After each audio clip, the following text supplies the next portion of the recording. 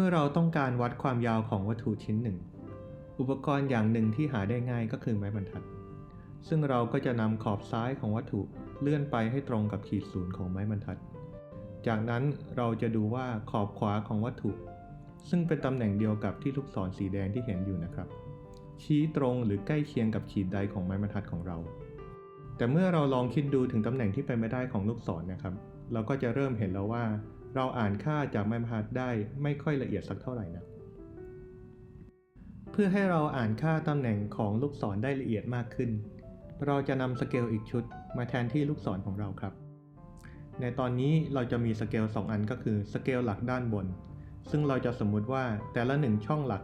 มีความยาวเท่ากับ1มิลลิเมตรกับสเกลเวอร์เนียร์ที่เราสร้างขึ้นมาด้านล่างนี้ครับสิ่งสำคัญของสเกลเวอร์เนียร์ที่เราสร้างขึ้นมาก็คือ10ช่องของสเกลเวอร์เนียร์นั้นจะมีความยาวเท่ากับ9ช่องของสเกลหลัก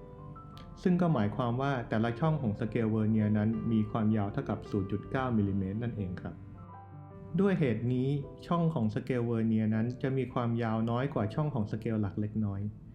ขีดเลข1ของสเกลหลักกับสเกลเวอร์เนียร์นั้นก็จะมีความยาวต่างกันเท่ากับ 0.1 มิลลิเมตรในทำนองเดียวกันขีดเลข2ของสเกลหลักกับสเกลเวอร์เนียร์นั้นจะมีความยาวต่างกันเท่ากับ 0.2 มิลลิเมตรเมื่อเราเลื่อนสเกลเวอร์เนียร์ไปทางขวาเป็นระยะ 0.1 มิลลิเมตรขีดเลข1ของสเกลทั้งสองนั้นจากเดิมที่ห่างกัน 0.1 มิลลิเมตรก็จะถูกเลื่อนมาให้ตรงกันเมื่อเราเลื่อนสเกลเวอร์เนียร์ไปทางขวาอีก 0.1 มิลลิเมตร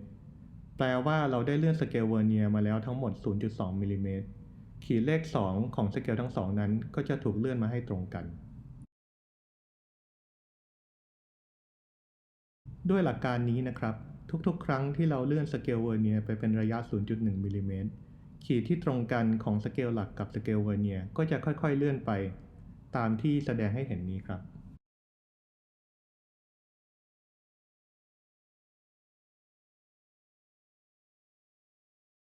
เมื่อเราเลื่อนสเกลเวอร์เนียร์ไปเป็นระยะ1มิลลิเมตรซึ่งก็คือความยาวของ1ช่องสเกลหลักขีดของสเกลเวอร์เนียร์ที่ตรงกับขีดของสเกลหลักก็คือเลข0ขีดแรกกับขีดสุดท้ายครับ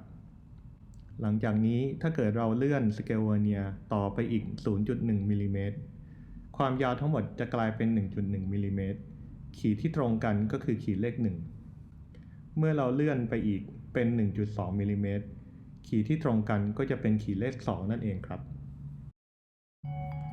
ขอบคุณสำหรับการรับชมนะครับกด Subscribe เพื่อติดตามอัปเดตจากพวกเราแล้วพบกันใหม่ครับ